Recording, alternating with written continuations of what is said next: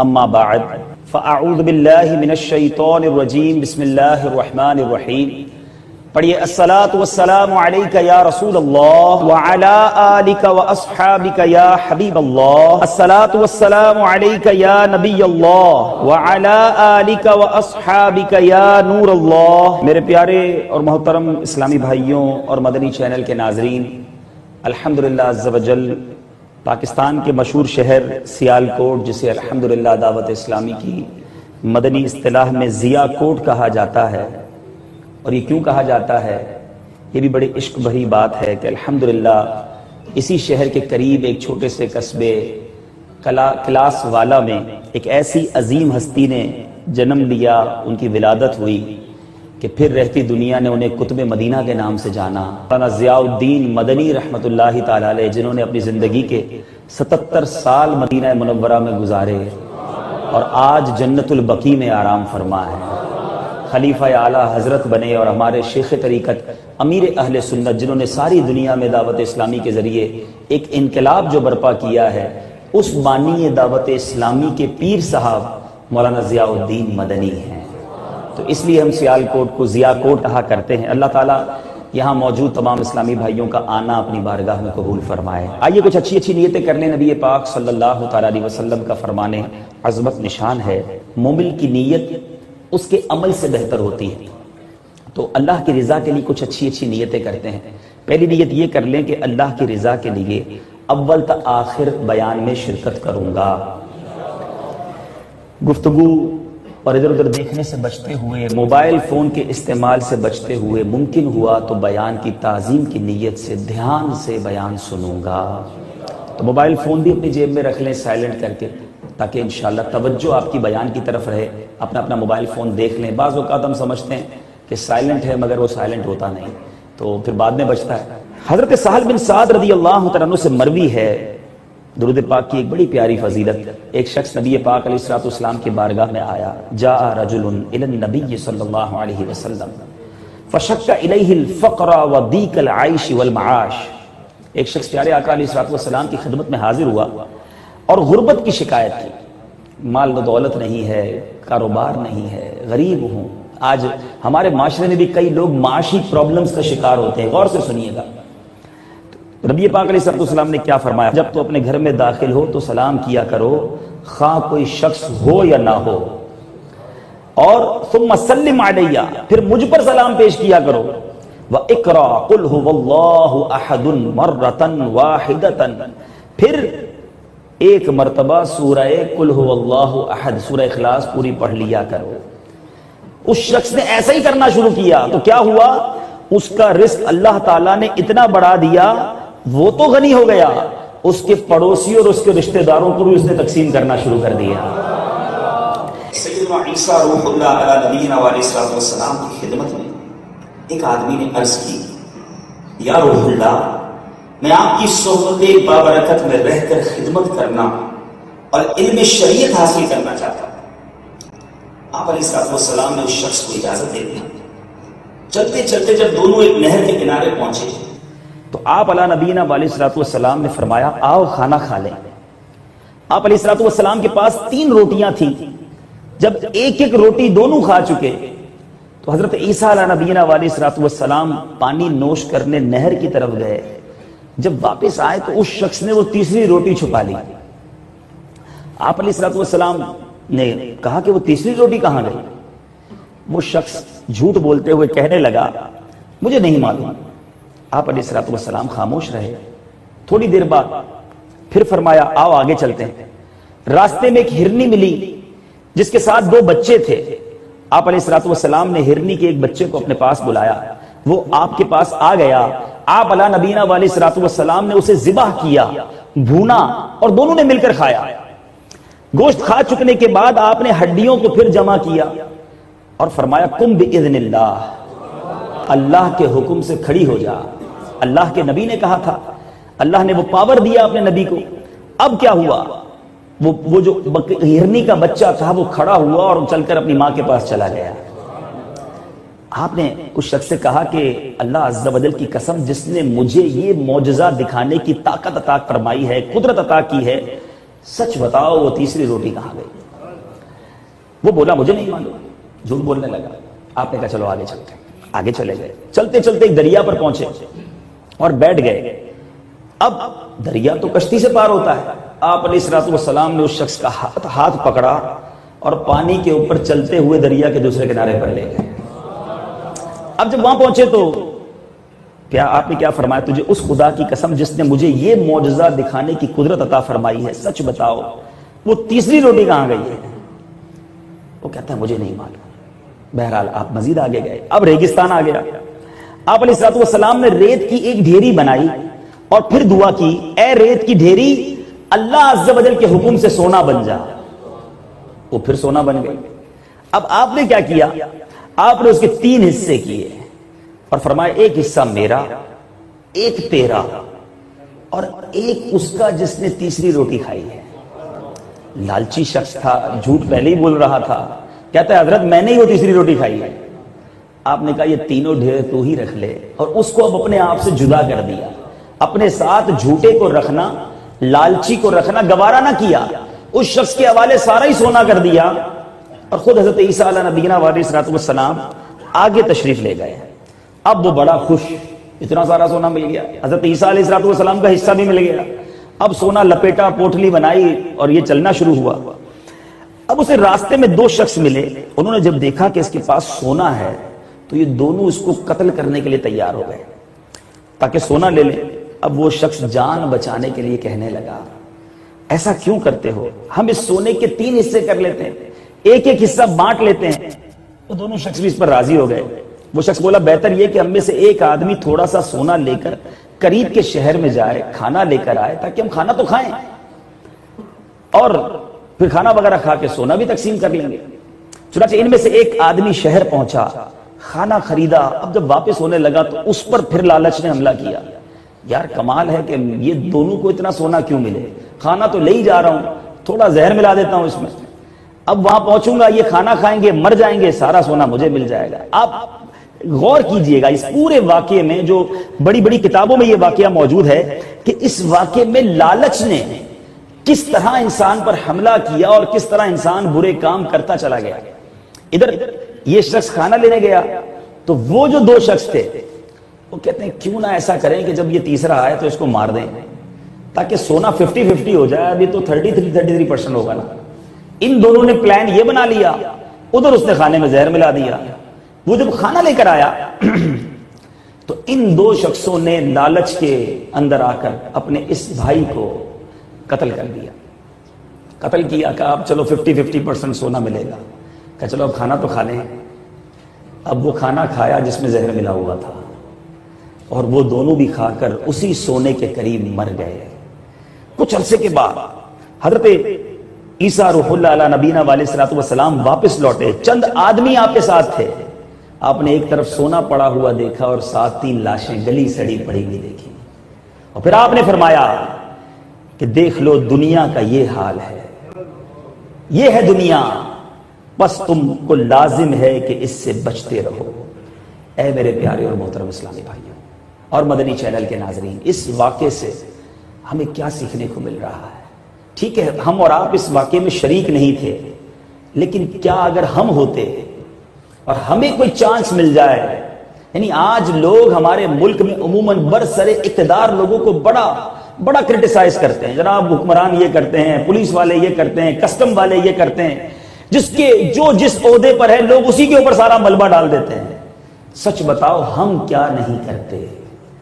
اگر ہمیں موقع مل جائے، ہمیں چانس مل جائے، آج جس کو جیسا موقع لگتا ہے، ٹھیلے والے کو ٹھیلے پہ فروٹ بیچتے وقت اگر دھوکے کا موقع ملتا ہے، وہاں وہ ڈنڈی مار جاتا ہے، وہاں وہ وزن غلط دے دیتا ہے۔ یعنی گویا ایسا ہو گیا ہے، ایک ہی موٹیو ہے، ایک ہی ذہن بنا ہوا ہے کہ دنیا بہتر کر لی جائے، چاہے وہ کسی بھی انداز سے بہتر ہوتی ہو۔ ارے کون سوچتا ہے کام کرتے ہوئے، کون سوچتا ہے مال کماتے ہوئے کہ جو یہ مال کما رہا ہوں، یہ دنیا میں جو زندگی گزار رہا ہوں، جو کاروبار کر رہا ہوں، جو فیملی لائف گزار رہا ہوں، ان تمام کاموں میں کہیں رب تو ناراض نہیں ہو رہا؟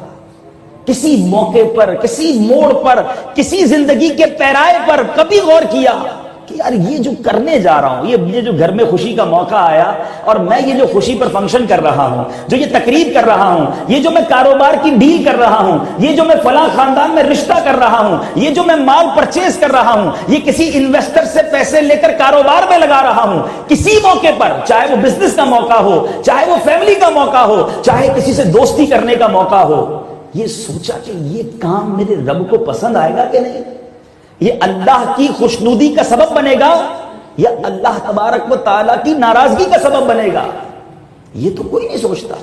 بندہ صرف یہ دیکھتا ہے اس بزنس سے مجھے فائدہ کتنا ہوگا، اس دوستی سے مجھے فائدہ کتنا ہوگا، اس تقریب سے میری نام میں کتنی جناب ترقی ہوگی، خاندان میں کتنا نام ہو جائے گا، یہ کوٹھی بناؤں گا، یہ گھر بناؤں گا، یہ گاڑی لوں گا، مجھے کتنا فائدہ ہوگا۔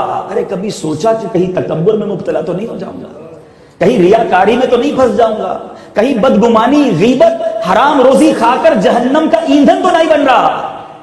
کسی موقع پر کبھی رکا میں، کبھی کام کرنے سے پہلے ہاتھ رکا میرا، بولنے سے پہلے زبان رکی میری، کسی کام سے پہلے میں سٹاپ ہوا کہ رکوں تو صحیح، میں مسلمان ہوں، میں اللہ کا بندہ ہوں، شیطان کا بندہ نہیں، میں نبی علیہ الصلوۃ والسلام کا غلام ہوں، میں مال و دولت کا غلام نہیں، پہلے چیک تو کروں یہ کام صحیح ہے کہ نہیں، شریعت کیا کہتی ہے۔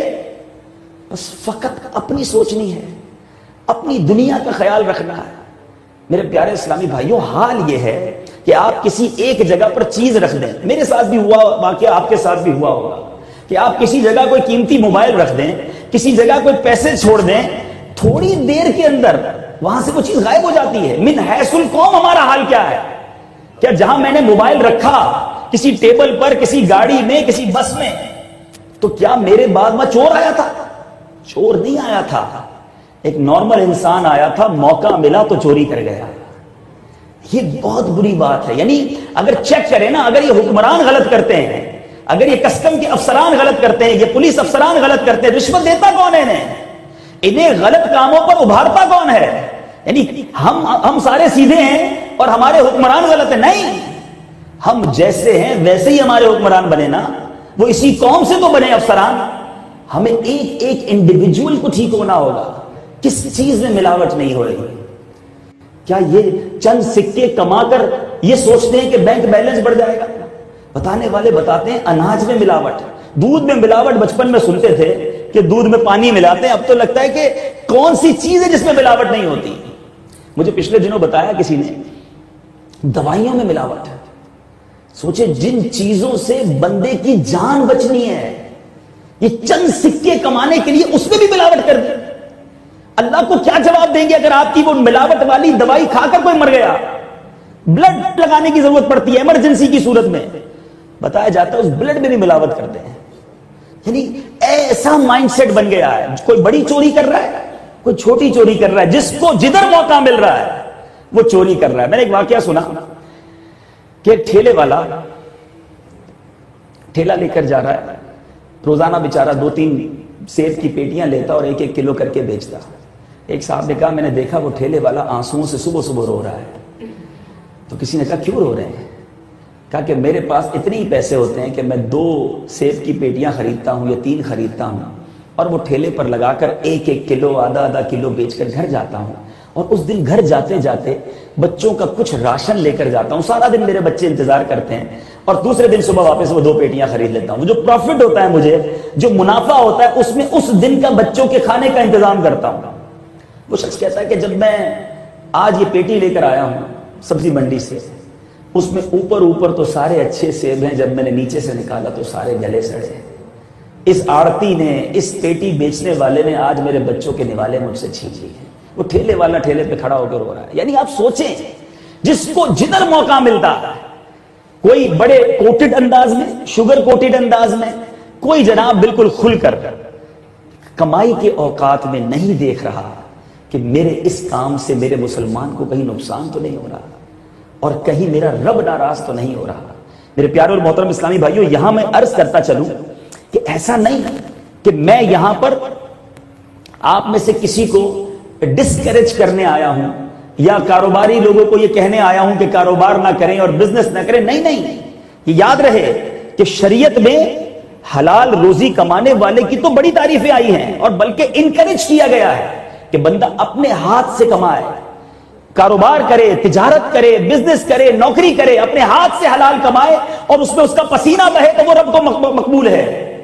لیکن اچھے انداز سے تو کرے نا، حلال تو کرے نا، اللہ کو راضی کرتے ہوئے تو کرے نا۔ سنیے نبی پاک علیہ الصلوۃ والسلام کا فرمان سنیے، سب سے زیادہ پاکیزہ کھانا وہ ہے جو اپنی کمائی سے کھاؤ۔ شریعت یہی چاہتی ہے کہ بندہ خود کمائے، ہاتھ نہ پھیلائے۔ اے وہ لوگوں جو صبح سے لے کر شام تک رزق حلال کمانے کے لیے کوششیں کرتے ہو اور پورا دن نمازوں کا بھی اہتمام کرتے ہو، جھوٹ نہیں بولتے، سچی بات کرتے ہو، میرے آقا فرماتے ہیں جسے مزدوری سے تھک کر شام آئے، تھکا ہوا سارا دن کام کیا اور اس دن مزدوری سے تھک کر اسے شام آئے، اس کی وہ شام شام مغفرت ہو۔ اللہ کی بارگاہ میں حلال روزی کمانے والا بڑا پسندیدہ ہے، مگر حلال تو کمائے نا، دھوکہ تو نہ دے، جھوٹ تو نہ بولے، لالچی تو نہ بن جائے، اپنے مال پر کنجوس بن کر زکات و خیرات کو نہ چھوڑ دے۔ سنیے امام محمد غزالی علیہ رحمت اللہ الوالی احیاء العلوم میں ایک بزرگ کا قول نقل کرتے ہیں، مسلمان جب حلال کا ایک لقمہ کھاتا ہے، حلال کا پہلا لقمہ کھاتا ہے، اس کے پہلے کے گناہ معاف کر دیے جاتے ہیں۔ یہ ہے حلال کا لقمہ کہ بندے کے پچھلے سارے گناہ معاف کر دیے جاتے ہیں۔ ایک اور بزرگ فرماتے ہیں جو شخص طلب حلال کے لیے رسوائی کے مقام پر کھڑا ہو۔ کچھ لوگ کہتے ہیں یار کام تو اچھا ہے، حلال بھی ہے، مگر میری پریسٹیج کے مطابق نہیں ہے، میں اچھا نہیں لگوں گا اس جاب کو کرتے ہوئے، میری ڈگریز اتنی ہیں میں یہ کام نہیں کر سکتا، it's not a white collar job.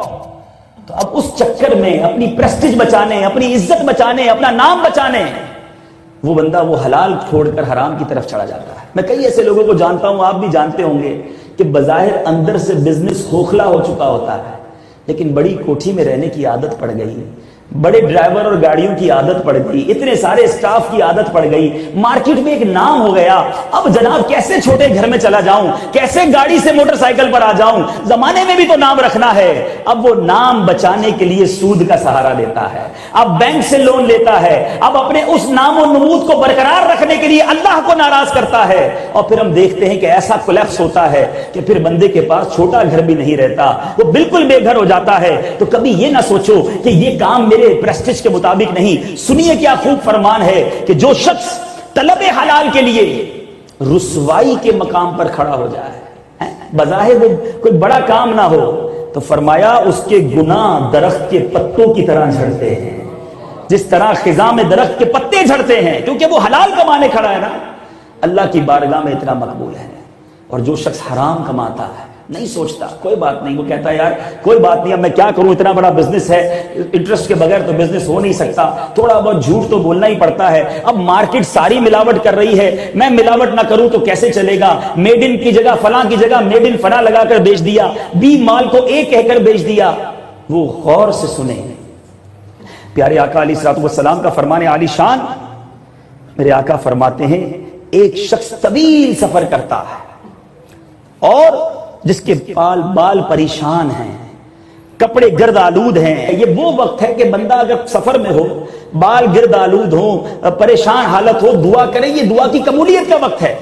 مگر میرے آقا کہتے ہیں کوئی اس حال میں بھی دعا کرے اور اس کا حال یہ ہے، اور آسمان کی طرف ہاتھ اٹھا کر یا رب کہے، اور اس کا حال یہ ہے کہ اس کا کھانا حرام، اس کا پینا حرام، اس کا لباس حرام، اس کی غذا حرام، پھر اس کی دعا کیوں کر قبول ہوگی؟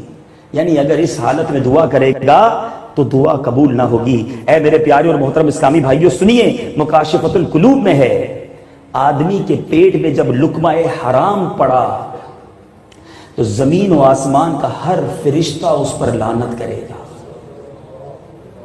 جب تک اس کے پیٹ میں رہے گا، اور اگر اسی حالت میں مر گیا تو حرام لقمے کی موجودگی میں اگر موت آ گئی تو جہنم میں داخل ہوگا۔ اب بتاؤ میرے پیارے اسلامی بھائیوں، بڑا بینک بیلنس ہے، بڑا کاروبار ہے، بڑی کوٹھی ہے، بڑا نام ہے، اور فرشتے مجھ پر لعنت کر رہے